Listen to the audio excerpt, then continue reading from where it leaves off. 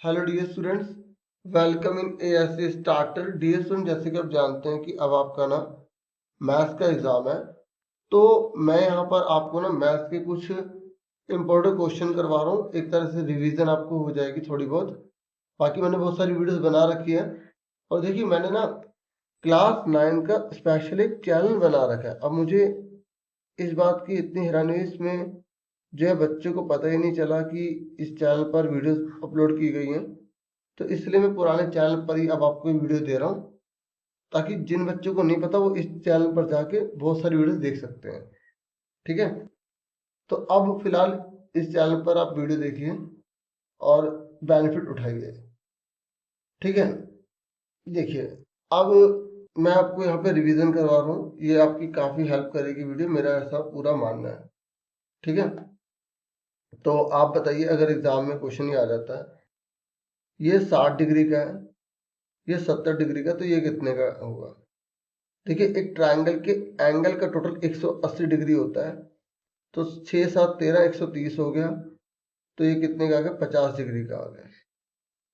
ठीक है, अगर एग्जाम में ऐसे क्वेश्चन आ जाए और बोले कि ये दोनों साइड बराबर हैं और ये वाला एंगल 80 डिग्री का है, तो x और y कितने के होंगे, बता सकते हैं आप।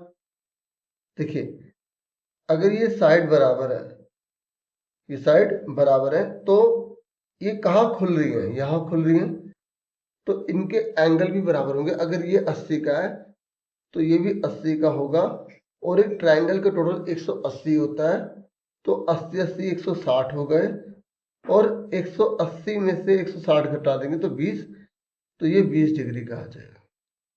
ठीक है, समझ में आ रहा है।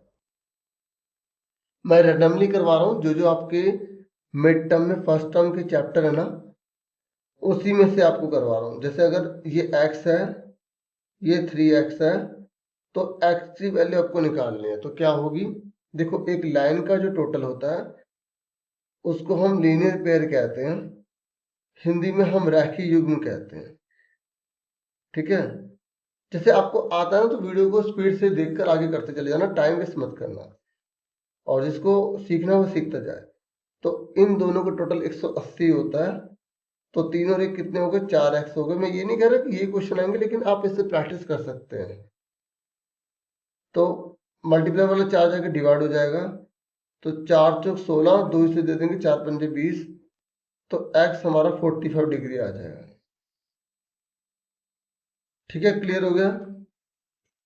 अब देखो आपको पता है ये हमारा क्वाड्रेंट होता है, ये जो होती है रिलेटिव लाइन, इसको हम हॉरिजॉन्टल कहते हैं। अगर वो पूछेगा हॉरिजॉन्टल लाइन का नाम क्या है, तो अगर वो पूछेगा क्षैतिज रेखा का नाम क्या है, तो इसका नाम होता है एक्स एक्सिस। ठीक है, और ये जो वर्टिकल लाइन है, वर्टिकल, इसको बोलते हैं ऊर्ध्वाधर, तो ये है वाई एक्सिस। ये 1 है, ये 2 है, ये 3 है, ये 1 है, ये 2 है, ये 3 है। देखो आपको मैंने बताया था कि ये दोनों प्लस प्लस होते हैं, ये माइनस प्लस होता है, क्योंकि यहाँ पर देखो x माइनस का है, हमेशा पहले x लेते हैं फिर y लेते हैं।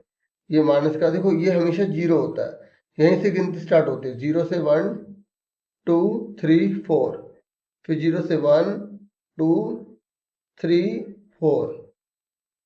ठीक है, तो ये माइनस प्लस है, और ये भी माइनस का, ये भी माइनस का, तो माइनस माइनस हो गए, और ये प्लस का है और माइनस का है। तो देखो पहले x होता है तो x प्लस का है, यहाँ पर y प्लस का है। पहले x होता है x माइनस का है, y प्लस का है, फिर x माइनस का है, y माइनस का है, x प्लस का है, y माइनस का है। ठीक है, ओके। अगर मैं आपसे पूछूं,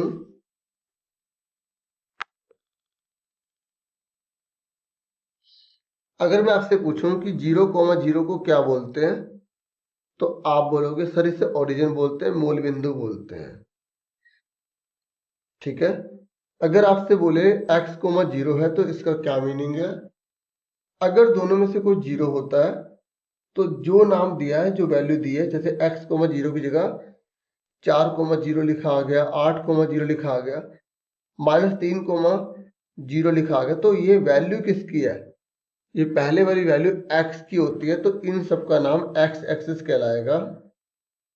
हिंदी में x अक्ष बोलेंगे, ठीक है। और एक बात अगर इसको बताना है तो आप इसे बोलोगे नेगेटिव x एक्सिस, यानी कि ऋणात्मक x अक्ष, ठीक है। उसके बाद देखो, अगर 0,y लिखा आ गया, 0,-3 हो सकता है, 0,-7 हो सकता है, 0,-8 हो सकता है, तो इसको y एक्सिस बोलेंगे। देखो, जिसकी वैल्यू दे रखी होती है वो उस लाइन पर पॉइंट डालेगा, ठीक है। अगर जैसे मैं इसका लाइन पर पॉइंट बनाना चाहूं तो x का 4 y का 0, तो 1 2 3 4, तो यहां पर पॉइंट डलेगा, ठीक है। इसकी वैल्यू आ जाएगी 4,0। अगर 8,0 बनाना है, 5 6 7 8, तो 8,0 बन जाएगा, ठीक है। -1 -2 -3 -4 -5 -6, -3 का यहाँ पर। कहने का मतलब यह है कि जिसकी वैल्यू दे रखी है उसी लाइन पर उस पॉइंट को ड्रॉ किया जाता है, ठीक है। और अगर y है तो y पर पॉइंट ड्रॉ किया जाएगा, ठीक है। समझ में आ गई? अब मैं बताना क्या चाहता हूं, अगर जैसे ये 3,4 लिखा आ गया और आपसे पूछा कि एफसीसा क्या होगा, ABSCI एफसीसा क्या होगा? एफसीसा को भुज बोलते हैं, तो -3 होगा। और अगर ऑर्डिनेट पूछेगा, यानी कि कोटि पूछेगा, तो 4 हो जाएगा। और अगर आपसे पूछे डिफरेंस बताओ, क्योंकि क्वेश्चन में बोलेगा डिफरेंस बताओ एफसीसा ऑर्डिनेट का, भुज और कोटि का डिफरेंस बताओ, तो आपने इन दोनों को लिख देना है ब्रैकेट में और बीच में माइनस लगा देना है। अगर सम बोलेगा तो दोनों को जोड़ देना है, तो -4, तो -4 -3 कितने हो गए? -7 हो गए। मतलब घुमा के कुछ पूछ सकता है वो। अगर आपको पता है एफसीसा किसे कहते हैं, ऑर्डिनेट किसे कहते हैं, तो आपसे अंतर पूछे या योग पूछे, आप इजिली कर पाओगे। बाहर माइनस लगा है, अंदर प्लस होता है, तो माइनस प्लस माइनस होता है, ठीक है। अगर आपसे पूछे कि -3,4 किस क्वाड्रेंट में है, तो देखो x का माइनस है, y का प्लस है, तो यहाँ पर देखो x का माइनस y का प्लस, तो ये सेकंड में आएगा, ठीक है। अगर आपसे पूछेगा 4,0 किस में है, तो x की वैल्यू, तो आप इसे बताओगे x एक्सिस, हिंदी में x अक्ष बोलोगे। अगर 0,-4 है तो आप इसे y अक्ष बोलोगे, क्योंकि ये माइनस है तो आगे आपको ऋणात्मक लिख देना है, या एमसीक्यू में ऋणात्मक पे टिक कर देना है, ठीक है। क्या बोलोगे? Negative y axis. क्लियर हो गया आपको? अब सुनो मेरी बात, अगर वो बोलेगा -3,4, तो डिस्टेंस फ्रॉम x एक्सिस बोल दे, डिस्टेंस फ्रॉम x एक्सिस। जैसे अगर हम सपोर्टिंग मटेरियल में देखते हैं, तो यहाँ पर हम ऐसे क्वेश्चन देखते हैं, ठीक है। आपने सारे ये कर लिए होंगे। जैसे ये लिखा ना, x एक्सिस से y एक्सिस से दूरी निकालो, तो जब x एक्सिस से दूरी बोला गया है तो आंसर y का लिखेंगे, पर माइनस नहीं लगाएंगे, क्योंकि दूरी कभी माइनस में नहीं होती। तो डिस्टेंस फ्रॉम x एक्सिस यहाँ पर क्या आएगी? 4 आ जाएगी। और अगर वो बोलेगा डिस्टेंस फ्रॉम y एक्सिस, अगर y एक्सिस से डिस्टेंस बोल रहा है तो 3 लेंगे, ठीक है। जब y से डिस्टेंस निकालनी होती है तो हम x की वैल्यू लिखते हैं, जब हमें x की निकालनी होती है तो हम y की वैल्यू लिखते थे। x अक्ष से दूरी और y अक्ष से दूरी, तो हमें इन चीजों का ध्यान में रखना है, ठीक है। और जैसे अब इसने बोला है ये वाला क्वेश्चन कि ये दोनों बराबर है, देखो पहले वाला पहले के बराबर, दूसरे वाला दूसरे के, तो x -4 बराबर किसके ले लेंगे? 4 के, तो -4 +4 हो जाएगा, x बराबर 8 आ जाएगा, ठीक है। इस तरीके से। और आपके एग्जाम में जैसे k की वैल्यू आ सकता है, ऐसा लिख देगा x, y 8,3 है, तो 3x plus 4y is equal to के। तो आपको k की वैल्यू निकालनी है। तो x कितना है, -8, पहले वाला x होता है, दूसरे वाला y होता है। अब पुट कर दो इसमें, तो 3 -8, 4 3 इज इक्वल टू के। 8 तिया 24, 4 तिया 12 के, तो 24 में से 12 के माइनस के 12 इज इक्वल टू में किया। क्लियर हो गया आपको? पुटिंग वाला एक क्वेश्चन हमेशा आता है, ठीक है। अब आगे सुनो, देखो √3 - 4, √3 + 4, इस तरीके के क्वेश्चन आपको आता है अच्छे से।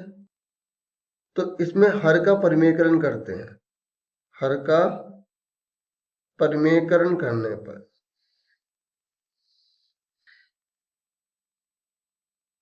रेशनलाइजेशन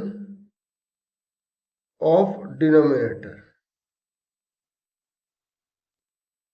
तो √3 - 4, √3 + 4, ये चीज ऊपर चली गई, यही चीज नीचे आ गई। देखो माइनस यहाँ पर क्या लिखा है, प्लस, तो प्लस ऊपर प्लस नीचे नहीं। अगर यहाँ प्लस लिखा है तो माइनस ऊपर माइनस नीचे आएगा। इस बात का आपको ध्यान में रखना है, ठीक है। जैसे अगर इसका सोल्व करने के लिए आ जाए तो ये चीज ऊपर जाएगी, ये चीज नीचे आ जाएगी। मैंने इसकी बहुत सारी वीडियोस बना रखे हैं, आप वो देख सकते हैं। ये पूरा सेम हो गया, इस पूरे पे होल स्क्वायर लग जाएगा, और पहले वाला सेम है, बाद वाला सेम है, तो पहले वाले पे स्क्वायर, दूसरे वाले पे स्क्वायर लग जाएगा। अब इसका फॉर्मूला क्या होता है, पहले वाले पे स्क्वायर, दूसरे वाले पे स्क्वायर, -2 लिख के दोनों एक साथ। कौन सा फॉर्मूला लगा यहाँ पे, a - b का whole square is equal to a² + b² - 2ab, ठीक है। और नीचे स्क्वायर से रूट कट गया, 3 बचा, और इसका स्क्वायर होगा 16 हो गया, ठीक है। ऐसे स्क्वायर से रूट कट गया, 3 बचा, इसका स्क्वायर होगा 16, और ये 4 दूनी 8, √3, 16 में से 3 गया 13, अब 16 3 कितना होगा 19, -8 √3 -13, ये आंसर है। क्लियर हो गया आपको? ठीक है, थोड़ा मैंने स्पीड से करा है, तो आप इसको थोड़ा स्लो करके देख लेना, ठीक है। अब देखो 4th चैप्टर में आपको लीनियर इक्वेशन 2 वेरिएबल पता होने चाहिए, ax + by + c = 0। तो a किसे कहेंगे जो x के साथ है, b उसे कहेंगे जो y के साथ है, और c जो अकेला है। आपको इस बात का ध्यान में रखना है, ठीक है। ऐसा क्वेश्चन आपके एग्जाम में आ सकता है, और 4 सॉल्यूशन निकालने को आ सकता है। जैसे यहाँ पर लिखा है, देखो इंग्लिश में भी हमारे पास अवेलेबल है, ठीक है।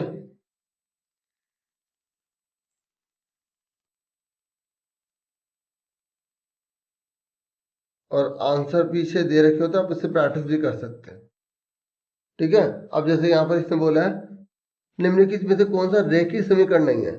देखो अगर पावर 2 आ गई तो वो रैखिक नहीं है, ठीक है। अब यहाँ पर जो पावर 2 है ना, ये इसको खोलेंगे ना तो x² कट जाएगा। इसका जो फॉर्मूला खोलेंगे ना, इसलिए इसका आंसर बी आ जाएगा। बाकी सब रैखिक है। रैखिक मतलब होता है जब x के ऊपर जो डिग्री है ना वो 1 होनी चाहिए। अब इसने बोला निम्नलिखित में से कौन से 2 चर रेखीय समीकरण नहीं है, कौन से 2 चर वाले नहीं है। देखो यहाँ पे x और ये है, यहाँ पे देखो रैखिक बोला, रैखिक, ये पावर 2 दे दी इसने, तो ये क्वाड्रेटिक हो गई, तो ये आंसर आ गया इसका, ये दोनों रैखिक है, ठीक है। फिर इसने बोला, और देखो ना अजीब कौन सा लग रहा है, थोड़ा इस तरीके से भी सोचा करो, ठीक है। तो 2 चरों वाले रेखीय समीकरण के अधिकतम हल कितने हैं। तो देखो ये कह रहे हैं, जब हम 2 चर वाले रेखीय समीकरण लेते हैं, मतलब अगर हम 2 वेरिएबल लेते हैं तो कितने सॉल्यूशन निकल सकते हैं, बोलोगे इन्फिनिट मैनी निकल सकते हैं, ठीक है। क्या निकल सकते हैं, इन्फिनिट मैनी सॉल्यूशन, ठीक है। ये कह रहा है 2 चर वाले रेखीय समीकरण के अधिकतम हल कितने होंगे, अपरिमित होंगे। ये कह रहा है इसका आंसर क्या निकलेगा। अगर सी दे रखा है ए दे रखा है, बी दे रखा है, तो एक सीधी रेखा तो बनेगा ही बनेगा। ठीक है, क्या बनेगा? सीधी रेखा बनेगा। और वो एक्स के पैरेलल होगा या नहीं होगा, ये तो बात की बात है। ठीक है, इसलिए एक सीधी रेखा बनेगा। आप देख भी सकते हैं आंसर की में। ठीक है, तो आप इनको ना हल्के मत लो, ये जो एमसीक्यू है ना, ये सारे एक बार देख लो। ठीक है, जैसे यहाँ पर लिखा है एक्स अक्ष का समीकरण। अगर एक्स अक्ष के समीकरण की बात करें तो क्या होगा? अगर एक्स एक्सिस देखो, ये देखो इक्वेशन ऑफ एक्स एक्सिस, तो अब जिन बच्चों ने इसको इग्नोर कर दिया ना, वो दिक्कत कर देंगे। अगर सिर्फ एक्स एक्सिस की बात कर रहे हैं ना इक्वेशन की, तो y इक्वल टू 0 लेंगे, ये याद रखना है आपको। और अगर y एक्सिस बोलते हैं तो x इक्वल टू 0 ले लेंगे। और अगर ये कह रहे हैं y बराबर x के है, तो इनमें से कौन सा होगा? देखो, हर वैल्यू y और x की बराबर होगी, तो a बराबर a के आएगा ना। इस तरीके से आपको ये सारे एक बार रिवाइज कर लेना। आपके पास सपोर्टिंग मटेरियल होगा ना, तो आप एक बार इसके आंसर ऊपर ऊपर से देख लो। जैसे ये लिखा ना, एक्स एक्सिस से दूरी कितनी होगी, जब एक्स एक्सिस बोल रहे हैं तो y की वैल्यू ले लेंगे, y एक्सिस बोल रहा है तो x की वैल्यू ले लेंगे, और माइनस में कभी नहीं लगाएंगे। ठीक है, ये आपको ध्यान में रखना है। जैसे इसने बोला ए बी सी की वैल्यू बताओ, तो इसमें ए बी सी की वैल्यू पूछी है, तो पहले इसको उधर ले जाओ। रूट टू एक्स प्लस का 5y माइनस का हो जाएगा, माइनस का 4 इज इक्वल टू 0। तो ए कितने का आ गया? रूट टू आ गया। बी कितने का आ गया? माइनस का 5 आ गया। और सी माइनस का 4 आ गया। ए बी और सी आ गया। सुन रहे हैं मेरी बात? तो ये कह रहा है ऑन विच एक्सिस, ये कह रहा है किस में लाई करेगा? जब x की वैल्यू तो x पर लाई करेगा ना। देखो, इक्वेशन वाला अलग से याद रखना। ठीक है, हिंदी हो या इंग्लिश, आप अच्छे देखो। एक अद्वितीय हल है, तो देखो, जब x और y दिए होते हैं ना, एक हल नहीं निकलता, उसके बहुत सारे हल निकलते हैं, तो ये फॉल्स है। इस तरीके से एक बार जो भी आपके पास सपोर्ट है ना, एक बार इनके सब आंसर देख लो, पीछे आंसर भी देख के मैच कर लो ना। थोड़ा बहुत तो आपको खुद भी करना पड़ेगा ना। ये कह रहा है बताओ, ये किसके पैरेलल होगा? जब x की वैल्यू दे रखे तो वो y के पैरेलल होगा। जब समांतर पूछ रहे हैं ना, पैरेलल पूछ रहा है, तो x की वैल्यू दे रखी तो वो y के पैरेलल होगा। अगर मान लो मुझे एग्जाम में कंफ्यूजन हो जाए और मुझे समझ ही नहीं आ रहा है कि किसके पैरेलल होगा, 28 नंबर पे जैसे है, तो मैं क्या करूं? मुझे क्या करना चाहिए? बना लेना चाहिए, इस आंसर को सोल्व कर लेना चाहिए। ठीक है ना, जैसे 4x इक्वल टू 6 है, तो 6 अपन 4, तो 4 से काट दो, डिवाइड कर दो। 4 1 जा 4, पॉइंट लगे 4 5 20। ठीक है, तो 1.5। तो अब x का 1.5 कहाँ आएगा? 1 ये रहा, 2 ये रहा, 1.5, तो ये यूं डालेंगे ना लाइन। तो जब x की वैल्यू दी होती है ना, x की, तो वो y के पैरेलल होता है। समझे मेरी बात? देखो, मैं थोड़ा बहुत इसके बारे में बता दिया, वो चैप्टर के बारे में, क्योंकि इसी से जुड़े हुए क्वेश्चन आएंगे, और हो सकता है ग्राफ बनाने को आ जाए, तो 4 सॉल्यूशन निकाल के ग्राफ बना लेना। मैं एक आधा करके दिखा देता हूँ। जैसे मान लो x minus 3y equal to 10 ले लिया। ठीक है, तो x बराबर पहले 0 ले लो, तो जहां x है वो 0 ले लो। देखो, ऐसा 4 सॉल्यूशन या ग्राफ आएगा जरूर। तो ये घटा दो, कितना आ गया? तो y कितने का आ गया? 10। ये मल्टीप्लाई वाला डिवाइड हो गया, तो इसे काटो। 3 3 जा 9, 3 3 जा 9, तो माइनस का 3.3 आ गया। फिर हमने x इक्वल टू 2 मान लिया। ठीक है, आपको कि सर y की जगह मान सकते हैं, अगला बार y का कर देता हूँ। 2 3 y का y इक्वल टू में 10, माइनस का 3y, देखो प्लस का 10। देखो, ये नीचे उतारेंगे ना, साइन यही रहेगा। बच्चे इस साइन को इग्नोर कर देते हैं। प्लस का 2 जाके माइनस का हो जाएगा। y इक्वल टू 10 में 2 गए 8, ये बटे में चलेगा, उसको डिवाइड कर दो। 3 दूनी 6, तो पॉइंट लग गया। 2 बचे, 3 6 18, 18 2.66 माइनस का आ गया। अब हम y की जगह ले लेते हैं। y की जगह हमने क्या ले लिया? हमने 0 ले लिया, तो x की जगह x लिखेंगे, 3 y की जगह 0 ले लेंगे, बराबर में 10 ले लेंगे। देखो, जिसकी जगह लेते हैं उसकी जगह पुट करना है। जैसे मान लो ये मोबाइल है, मैंने बोला इसको हटा के पेन पुट करो, तो मोबाइल को हटा के रखना पड़ेगा ना। y को हटा के हमने 0 ले लिया, तो x माइनस का 3 को 0 से मल्टीप्लाई करो, 0 आएगा। अब 0 उधर लेके जाओगे तो फायदा नहीं है, तो 10 आ गया। अब इसका बॉक्स बना लो, x y, जब x 0 था तो y कितना 3 माइनस का 3.3 माइनस का 3.3। जब x 2 था, यहाँ लेट लिख लेना, x 2 था, y कितना आ गया माइनस का 2.66। और जब y 0 था तो x कितने का आ गया 10 आ गया। ठीक है, अब इसको ग्राफ बना दो, मैं छोटा सा यहाँ बना देता हूँ। देखो x में 10 लेना है, y में इतना लेना है, तो 1 2 3 4 5 6 7 8 9 10, छोटा सा ले लेता हूँ इस तरीके से। ठीक है, तो देखो x का 0 y का 3.3 है, x का 0 y का माइनस 3.30, तो यहाँ पर 3 है, 3 से थोड़ा नीचे आ जाएगा। तो ये जब 0 होता है ना तो y की वैल्यू दे रखी है, तो ये लाइन पर पॉइंट डालेंगे इस तरीके से। फिर x का तो y का माइनस का 2 पॉइंट यहाँ 2 हो गया, y का यहाँ आ गया, तो इस तरीके से यहाँ पॉइंट आ जाएगा लगभग। फिर x का 10 y का 0, तो x का 10 यहाँ पर आ रहा है, 1 2 3 4 5 6 7 8 9 10, तो इसी पे पॉइंट डालेंगे, तो ये इस तरीके से सीधी लाइन बन जाएगी। ठीक है ना, इस तरीके से आपको इसे करना होता है। ठीक है, और सुनो, देखो जो 7 चैप्टर है ना, अब 7 चैप्टर में मैंने कुछ आपको क्वेश्चन करवा रखे हैं, वो वीडियो देख लेना उस चैनल पर जाके। ठीक है, जैसे ये है,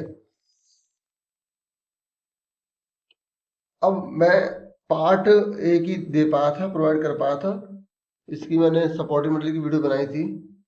ठीक है ना, अब जैसे ये क्वेश्चन है, ऐसा कोई भी क्वेश्चन आ जाए जहां पर ये करना है ट्राइंगल वाला, तो आपको क्या करना है, इसे कॉन्ग्रुएंट कर देना है। ठीक है, अगर आपको कुछ भी नहीं आ रहा ना, थोड़ा बहुत भी आप लिखोगे ना, आपको नंबर मिल जाएंगे। ठीक है, और थ्योरम जरूर कर लेना। कौन सी थ्योरम कर लेना, एक तो वर्टिकली अपर एंगल बराबर होते हैं। ठीक है, और अगर साइड इक्वल है तो उनके अपोजिट एंगल इक्वल होते हैं। ये दोनों थ्योरम कर लेना, क्योंकि एग्जाम में रिपीट हो सकती है। ठीक है, अब सुनो क्वेश्चन नंबर 7वां देखो।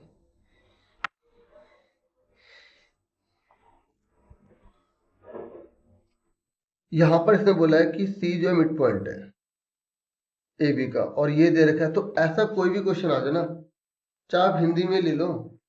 ठीक है, मैं तो दोनों बुक यहाँ पर इस समय अवेलेबल है, तो आप ये देखो, ये क्वेश्चन है।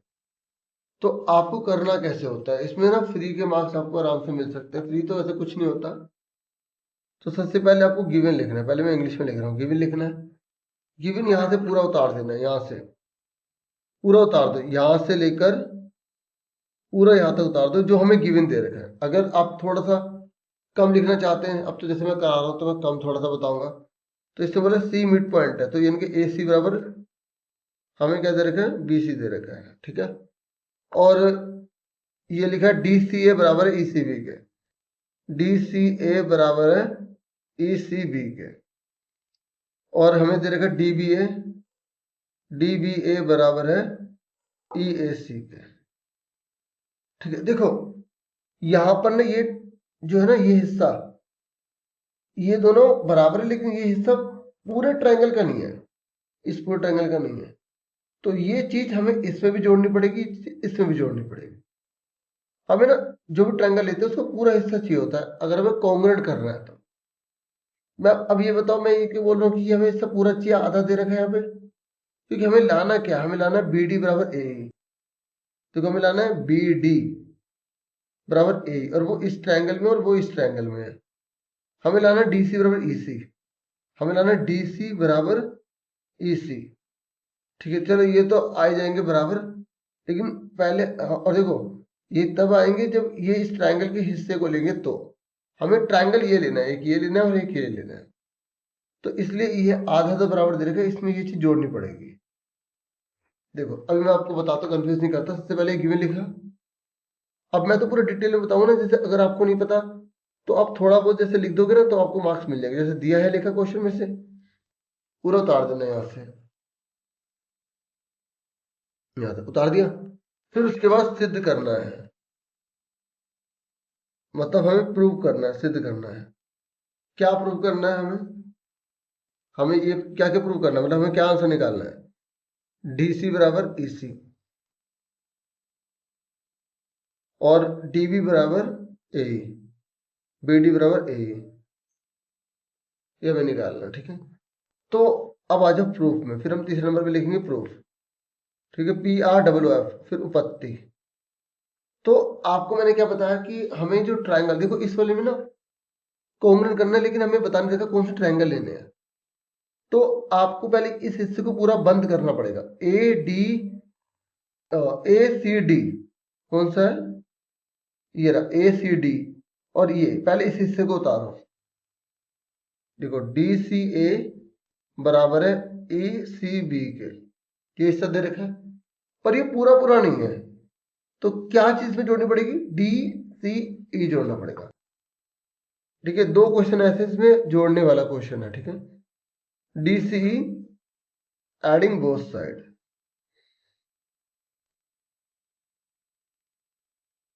आपको अभी मैं जवाब दूंगा कि हमें इसे क्यों जोड़ना पड़ रहा है, क्योंकि वो पूरे ट्रायंगल का हिस्सा नहीं है। और जब हम कॉन्ग्रुएंट करेंगे ना, तो हमें पूरा पूरा ट्रायंगल चाहिए होता है, उसकी तीनों साइड, जैसे कोई भी चीज ले रहे हैं ना, तो हमें तीन चीजें पूरी पूरी चाहिए होती है। अब इसको जोड़ो, DCA और DCE को जोड़ो, वो DCA और DC को जोड़ो तो ये बनेगा ACE बन जाएगा। और इसको जोड़ो ECB, ECB और ECD, तो क्या बन गया, ये BCD बन गया, ठीक है। अब हम क्या करेंगे, देखो ये तो थोड़ा मैंने एडिशन बताते ना, मैं आपको बताना चाहता था कि अगर कोई भी क्वेश्चन अगर आ गया, आप गिवन लिखो, टू लिखो, और मान लो आपको ये नहीं पता लग रहा, तो आप सिंपल दो ट्रायंगल को कॉन्ग्रुएंट कर दो, अगर वो सही हो गया तो आपको उसके मार्क्स मिल जाएंगे। तो इसमें कौन से दो ट्रायंगल आपको नजर आ रहे हैं, ACE, आपको मुझे बहुत सारे नजर आ रहे हैं, तो आप वो लोगे जिसमें ये दोनों साइड भी आती हो, जो हमें प्रूव करना वो साइड आती हो, ठीक है। तो ACE और BCD में, अब इसमें तीन चीजें बराबर बता दो। देखो हमें दो चीज दी होती है, जैसे हमें दिखा है E मिड पॉइंट है, तो हमें जो है ना ये बता रखा है कि AC बराबर है, AC बराबर है हमें किसके दे रखा है, CB के दे रखा है, ठीक है। तो ये तो हमने लिख दिया है, देखो ये लिखा है ना AC बराबर BC, हमने लिख दिया, तो हम लिख देंगे गिवन है, पूरे पूरे ट्रायंगल की चीज होनी चाहिए। दूसरा हमने प्रूव कर दिया, हम ये लिख लेंगे ACE बराबर है BCD के, जस्ट प्रूव्ड, अभी सिद्ध किया, जस्ट प्रूव्ड। इसे लिखेंगे हिंदी में दिया है, इसे लिखेंगे अभी सिद्ध किया है, अभी सिद्ध किया है। और तीसरी चीज हमें क्या सोचनी पड़ेगी, तीसरी चीज हमें सोचनी है, दे रखी होगी, देखो TBC, DPC और EAC, देखो ये इस पूरे पूरे ट्रायंगल के अंदर ना ये ले लेंगे, DBC बराबर EAC, क्या है, गिवन है। तीन चीजें पता लग गई, कौन से फॉर्मूले से हुई, देखो एंगल, फिर एंगल वो बीच में साइड, तो ये कौन से रूल से होगा, ACE कॉन्ग्रुएंट होगा ट्रायंगल BCD के कौन से रूल से, एंगल साइड एंगल रूल। अगर ये सही लिख दिया तो आपको नंबर मिल जाएंगे, और अगर ये चीज बराबर है तो बाकी हर चीज बराबर होगी। मतलब अगर एक ट्रायंगल या फिर दूसरा ट्रायंगल या अगर उन दो ट्रायंगल में तीन चीजें बराबर है तो हर चीज बराबर होती है, ठीक है। तो इसको बोलेंगे DC बराबर EC। मेरी बात मानोगे ना आप, ये वाली वीडियो जरूर देख लेना, ठीक है। नए चैनल पर जाना पड़ेगा आपको, ठीक है, तो आपको बहुत बेनिफिट मिलेगा। आप इस चैप्टर में जितनी कंफ्यूजन है ना आपकी दूर हो जाएगी। तो BD बराबर AE, ये CPCT हो जाएगा, चाय पियो कब तोड़ो, CPCT चाय पियो कब तोड़ो, मतलब corresponding part of congruent triangle equal, वो मजाक कर रहा था, ठीक है। इस तरीके से ये क्वेश्चन मैंने आपको करके दिखा दिया। अगर एग्जाम में आ जाए, आप गिवन लिखो, आप टू प्रूफ लिखो, आप प्रूफ अगर ये डिटेल में जानते हो तो आप लिखोगे, नहीं तो तीन चीजें आप इस तरीके से करके आ जाओ, आपको जो जो दे रखी होंगी लिख दो, तो ये लिख दो। मान लो कुछ गलत हुआ, टीचर कुछ तो मार्क्स देंगे, पर मैं तो गलत नहीं लिख सकता ना, मैंने पूरा आपको सही से समझा दिया, ठीक है। देखो अगर ये दो ट्रायंगल है, ये साइड इसके बराबर है, ये साइड इसके बराबर है, ये साइड इसके बराबर है, तो ये कौन से रूल से कॉन्ग्रुएंट हुआ? कॉन्ग्रुएंट यानी कि सर्वांग सम हुआ, कॉन्ग्रुएंट। तो ये हुआ एस एस एस रूल से। और अब मुझे बताओ, ये दो ट्रायंगल है, ये एंगल इसके बराबर है, ये वाला एंगल इसके बराबर है, ये साइड इसके बराबर है, तो ये कौन से रूल से हुआ? तो ये हुआ, फिर एंगल है फिर साइड, एक को देखना होता है, मतलब भले ही दो से हम कंपेयर करते हैं, लेकिन रूल एक ट्रायंगल को देखो, ए ए एस है तो ए एस हो गया। हम इसको एस ए लिख सकते हैं? नहीं लिख सकते, चाहे एस ए है लेकिन लिखेंगे ए एस ही, ठीक है। अब सुनो, अब बताओ ये कौन से फॉर्मूले से है, बताओ, कमेंट करके बताओ अगर पता है तो। ये इसके बराबर है, ये इसके बराबर है, और ये भी 90 ये भी 90 है। देखो भले 90 है लेकिन दो साइड के बीच में एंगल है, तो इसे एस ए एस रूल बोलेंगे। और एक और रूल सुन लो, ये बराबर है इसके, ये इसके बराबर है, ठीक है, और ये इसके बराबर है। तो भले ही 90 है लेकिन तीनों साइड दे रखे, तो एस एस एस रूल लगेगा। सुन रहे हो? अगर ये साइड इसके बराबर है और एक और साइड इसके बराबर है और ये 90 है, तब ये रूल लगेगा आर एच एस, क्योंकि एक हमने 90 लिया, एक हमने एच लिया हाइपोटेनियस, और एक साइड और ले ली। जब दो साइड ले लो जिसमें एक हाइपोटेनियस हो और 90 लो, तब होगा R H S rule. Exam में पूछ लेता है कौन सा कॉन्ग्रुएंट कंडीशन नहीं होता, तो एक होता ए एस एस, ये नहीं होता, और एक ए ए ए ए, ये नहीं होता। बाकी सब होते हैं, एस एस एस भी होता है, एस ए एस भी होता है, ए एस भी होता है, ए एस से भी होता है, और आर एच एस भी होता है। ये 5 होते हैं, ठीक है। ये पेड़ है, क्लियर हो गया? देखो ये 3 है, ये 4 है, ये 5 है, क्या इसका ट्रायंगल बन जाएगा? क्या इसका त्रिभुज बन जाएगा? इससे त्रिभुज तब बनता है जब दो साइड का टोटल तीसरे से बड़ा हो। 4 3 7 5 से बड़ा है, 5 4 9 3 से बड़ा है, 5 3 8 4 से बड़ा है, तो ये ट्रायंगल बन जाएगा। समझ में आई? अब देखो, मैंने पुरानी वीडियोस में ना ये सारे क्वेश्चन करवा रखे हैं, ठीक है, ये सेम बेस वाले, ठीक है, ये आपने अच्छे से करे होंगे। अब मैं ना आपको थोड़े से फॉर्मूले जो है दिखा देता हूँ, ठीक है। ये सारी वीडियोस आप देख लेना जो मैंने नए चैनल पर बना रखी है, ठीक है। डिस्क्रिप्शन में लिंक दे दूंगा नए चैनल का, नहीं तो आप ढूंढ लो, आसान है, क्लास 9 ASC स्टार्टर ही है। अब मैं उसमें फिर मैंने वीडियोस काफ़ी बना रहा था, लेकिन कमेंट मुझे पुराने वाले चैनल पर आ रहे हैं। और ये आपको आता है ना रूट वाला बनाना, रूट वाला अच्छे से बनाना आना चाहिए आपको। रूट 3 कैसे बनाना है, रूट 2 कैसे बनाना है, रूट 5 कैसे बनाना है, ठीक है। और 0.3 4 पे 6 पे बार, इस तरीके के क्वेश्चन आपको अच्छे से आने चाहिए, ठीक है। वो तो करो, मैंने ना ऑलमोस्ट सारी वीडियोस इंपॉर्टेंट क्वेश्चंस की बना दी हैं, ठीक है। और शॉर्टकट ट्रिक लिखोगे ना ASC स्टार्टर रेशनल नंबर की, तो वो भी आपको दिख जाएगी, वो इसी चैनल पर दिख जाएगी आपको। ये सारे मैंने पुराने हैं ना, तो वही दिखा रहा हूँ कि मैंने कितने कितने क्वेश्चन देखो आपके लिए करा रखे हैं, ठीक है। ये ना देखो, जैसे 3 इकट्ठे दे दिए, तो पहले इसका अलग निकाला, इसका अलग निकाला, इसका अलग निकाला, इस तरीके से है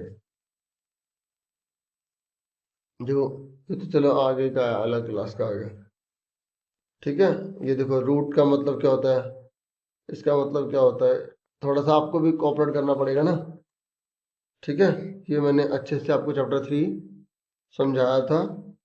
और ये मैंने सपोर्टिव मटेरियल, आप सपोर्टिव मटेरियल लिखोगे ना 3rd चैप्टर, तो उसकी भी वीडियो बना रखी है, तो आप देख सकते हो कितना काम कर रखा है ये क्वेश्चन भी। अब मैं आपको फॉर्मूले दिखा देता हूँ, ठीक है। इसको दिखाने का तो ये फायदा है कि भाई जिसने प्रैक्टिस कर रखी है वो तो कर लेगा। ये वाले क्वेश्चन भी मैंने करवा दिए हैं, हीरोन फॉर्मूले वाले जो क्वेश्चन आ जाते हैं ना, तो ये भी मैंने करवा दिए, तो आप ये भी सब देख लेना, ठीक है।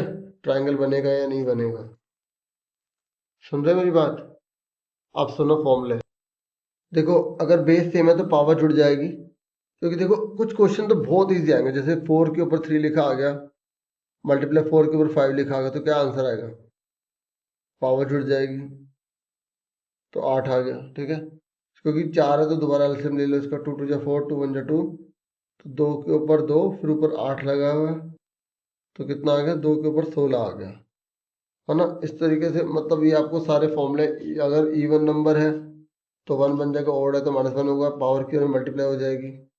और अगर किसी के ऊपर -1 लगा हुआ है तो हम इसको उल्टा कर देंगे ऐसे करके। ठीक है, नेचुरल नंबर कौन से होते हैं, होल नंबर कहाँ से, देखो नेचुरल नंबर 1 से स्टार्ट होते हैं, होल नंबर 0 से होते हैं, इंटीजर जो होते हैं वो प्लस के और माइनस के दोनों होते हैं, प्राइम नंबर जो होते हैं वो आप देखो 2 से स्टार्ट होते हैं, कॉम्प्लेक्स नंबर जो है वो किसी न किसी के पहाड़े में आते हैं, 2 से ज़्यादा फैक्टर वाले होते हैं। रेशनल नंबर देख लो, एमसीक्यू में अगर आ जाएगा ना कि रेशनल नंबर कौन है, A terminating, B non terminating and recurring, C A और बी दोनों, तो ये दोनों होते हैं, टर्मिनेटिंग भी होते हैं, नॉन टर्मिनेटिंग एंड रिकरिंग भी होते हैं। इरेशनल नंबर क्या होते हैं, नॉन टर्मिनेटिंग नॉन रिकरिंग होते हैं, अशांत और अनावृत्ति वाले होते हैं। ठीक है, अब जैसे ये क्वेश्चन आता है ट्रू या फॉल्स, तो जितने भी नेचुरल नंबर होते हैं वो होल नंबर होते हैं, लेकिन होल नंबर जितने भी होते हैं उन्हें नेचुरल नंबर नहीं बोलते, क्योंकि जीरो जो है ना वो नेचुरल नंबर नहीं है। ठीक है ना, तो मैंने ये इस तरीके के ट्रू फॉल्स आ जाते हैं, असर्शन रीजन में आ जाते हैं, तो आपको बताने पड़ेंगे। ये थोड़े से लिख दिए, रूट की रूट में मल्टीप्लाई हो जाती है, और जब दोनों सेम होंगे तो एक बन जाता है, और एक रूट में है एक रूट में नहीं है तो ऐसे आ जाएगा। ठीक है, और बेस सेम है तो पावर जुड़ जाती है, बेस सेम है तो पावर जुड़ जाती है, माइनस है तो इस तरीके से हो जाती है, ये आपको पता ही होगा। ठीक है, और एक्स एक्सिस से डिस्टेंस तो वाई की वैल्यू लेंगे, और अगर वाई एक्सिस से डिस्टेंस है तो एक्स की वैल्यू लेंगे। अभी मैंने आपको करवा दिया, ये 3 फॉर्मूले बहुत काम आने वाले हैं।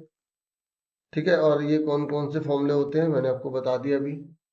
ठीक है, बाकी मैंने पुरानी जो वीडियोस है उसमें सारे फॉर्मूले लिखवा रखे, हीरोन फॉर्मूला हो गया और भी बहुत सारे हो गए। ठीक है, तो अच्छा, अब एक आदि हम केस स्टडी कर लेते हैं, फिर उसके बाद छुट्टी। ठीक है,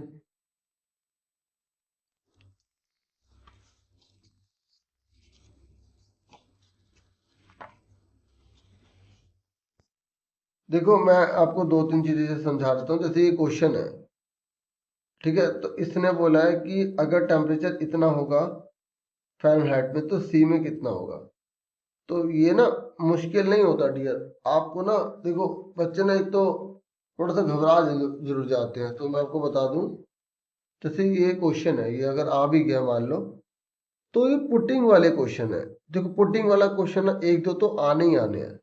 तो सी की वैल्यू इधर रखी, अगर इसने बोला है एफ की वैल्यू इतनी है, तो एफ की वैल्यू दे रखी नहीं है, तो एफ की जगह पुट कर दो, 5 लिख दो, 97.7 माइनस का 160 बटे में कितना है 9। मुश्किल नहीं है, अगर एफ की वैल्यू बोल रहा है तो एफ की जगह पुट कर दो, और सी की वैल्यू बोलो तो सी की जगह पुट कर दो। ठीक है, अब निकालो इसे, देखो 5 7 35, 3 कैरी हो गया, 5 7 35 और 3 38, 3 कैरी हो गया, 5 9 45, 45 और 3 कितने हो गए 48 हो गए, तो पॉइंट एक के बल लगा दिया। इस तरीके से 160 अब घटा दो, अब 488.5 में से 160 घटा दो, तो इस तरीके से कितना आ गया 3, 328.5 अपॉन में 9। अब इसको 9 से डिवाइड कर दो, 9 3 27, तो 12 में 7 के 5 58, 9 पंजे 54, 4 बचे, 9 पंजे 45 पॉइंट लग गया, तो ये कितना आ गया 36.5 आ गया। मुश्किल था कोई। इस तरीके से अब जैसे यहाँ पर इसने बोला सी की वैल्यू तो एफ की निकालो, सी की जगह 37 लिख दो। देखो सी की जगह अगर हम 37 लिख देंगे ना, तो 5f माइनस 160 बटे में 9, तो 9 उधर चला जाएगा, पहले डिवाइड वाला मल्टीप्लाई हो जाएगा, क्योंकि इस बार ना सी की जगह हम रख रहे हैं, तो जिसकी जगह बोलेगा उसकी जगह, तो 5f माइनस 160 आ गया, और डिवाइड वाला मल्टीप्लाई हो जाता है। अब करो 9 सत्ताईस का 3 86, 9 ते 27 और 33 हो गए। ठीक है, देखो 9 सत्ताईस हो गए ना, तो 7 ऊपर चला जाएगा, 6 ऊपर चला जाएगा। ठीक है, तो 9 ते 27 और 6 के तो 33 होते हैं, माइनस के 160 प्लस के 160 हो जाएगा, ठीक है 5 है, और तो 160 और 333 को जोड़ दो तो कितना 493, और 493 को 8 से डिवाइड कर दो। 5 नहीं 45, 4 दे 5 अठे 40, 5 30, इस तरीके से 98.6 के आसपास आ जाएगा, मतलब यही आएगा आंसर। तो अगर ये पूछेगा ना किस पर दोनों की वैल्यू सेम होती है, तो -40 डिग्री पर सेम होती है दोनों की वैल्यू, क्योंकि ये बहुत बार ऐसा पूछ लेता है। अब देखो, देखिए जैसे हम ये स्टडी लेते हैं, तो यहाँ से 0 से स्टार्ट है और हमसे पूछ लिया कि इस डी की वैल्यू कितनी है। तो देखो 0 से यहाँ पे कितने पहुंच गए 8 पर, तो y का तो 8 है, y वाली जगह पे लिखेंगे। x का कितना है 1 2 3, तो 3 लिख दिया, तो 3 को 8 आ गया। इस तरीके से किसी की वैल्यू पूछ सकते हैं, जैसे इसकी पूछ सकता है तो x का 8 आ गया, y का 11 आ गया। इस तरीके से आप कर सकते हो, आप आराम से बता सकते हो, वैल्यू कोई सा भी दे दे, ठीक है ना। और जैसे इस पॉइंट की वैल्यू पूछ ले, तो x का -8 और y का 4। जैसे हम पूछेगा इसका घर कहाँ पर है, ये घर यहाँ से कितनी दूरी पर है, तो आप उस तरीके से डिस्टेंस माप के आराम से बता सकते हैं, ठीक है। ये क्वेश्चन कर लेना, क्योंकि एग्जाम में दे सकता है केस स्टडी के ऊपर, ठीक है। और ये वाला क्वेश्चन हीरोन फॉर्मूले वाला चैप्टर है ना, ये वाला, जैसे इसने बोला अर्ध परिमाप निकालो, तो अर्ध परिमाप मतलब एस निकाला, सेमी पैरामीटर, तो तीनों को जोड़कर डिवाइड कर देंगे 2 से। सेमी पैरामीटर क्या होता है, तीनों साइडों को टोटल अपॉन में 2 कर देंगे, और पैरामीटर पूछा है तो इन तीनों को टोटल ही लिख देंगे यहाँ पे। और खर्च पूछा है तो खर्च कितने रुपए 20, तो जो पैरामीटर आंसर आएगा उसको 20 से मल्टीप्लाई कर देंगे, ठीक है ना। इस तरीके से है, मतलब ज्यादा वो नहीं है, बाकी थोड़ी सी प्रैक्टिस चाहिए, इजी इजी कर लो, क्योंकि मेरे को लगता नहीं इतना टफ देंगे। जैसे ये क्वेश्चन देखो, तो इसमें आपको क्या करना है, आपको ये फॉर्मूला पता होना चाहिए, वर्टिकल अपवर्ड एंगल पता है ना आपको, ये एंगल इस एंगल के बराबर होता है। तो आप देखो, ये देखो आप इसमें इक्वेशन बनाओ कौन कौन सी बन रही है। देखो ये काटा इसके बराबर, तो x बराबर किसके आ गया 4y के आ गया, ये पहली इक्वेशन बन गई। और देखो ये जो है ना पूरा 3z दे रखा है, तो 3z किसके बराबर है 60 + y के, तो 3z = 60 + y, क्योंकि ये पूरा कांटा लग रहा है ना ऐसे करके, ठीक है। अब और कोई देखो, कोई और इक्वेशन बन रही हो यहाँ पर, आप चेक करो। नहीं तो पूरा सर्कल कितने का होता है 360 का होता है, तो आप 4y + 60 + y + x + 3z = 360 लिख दो, ठीक है। अब देखो, तो 4y की वैल्यू किसके बराबर दे रखी है x के, तो इसकी जगह मैंने x लिख लिया, 60 + y + x + 3z की वैल्यू कितनी रखी 60 + y, 60 + हमने y लिख लिया।